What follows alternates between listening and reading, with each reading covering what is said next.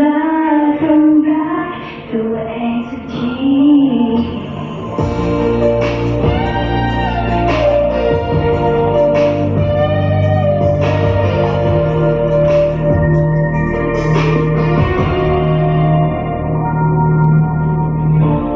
จะกี่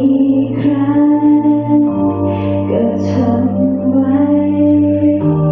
บอกตัวเองความรักมันไม่เคยง่ายแต่วันนี้เพิ่งเข้าใจว่าบางทีคนที่ใช่พ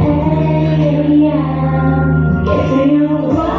ความรักที่รักเขามากมายตั้งเท่าไหร่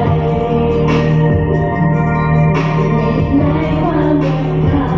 จะให้มามองดูใจให้ความรัก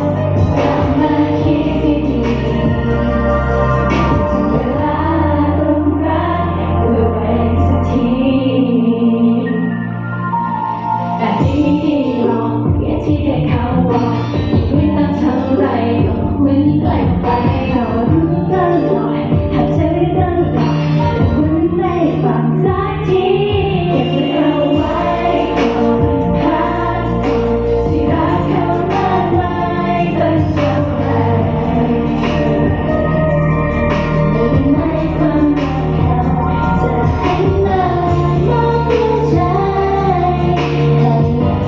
ความรักกลับมาคิดดีๆเวลาต้องรักตัวเองสักทีคิดเดียวที่พอเราไม่ได้เจ็บที่เธอเป็นเลยใช่ไหมก็ไม่รักมันก็ไม่ผิดที่ฉันยังรักไม่คิดติด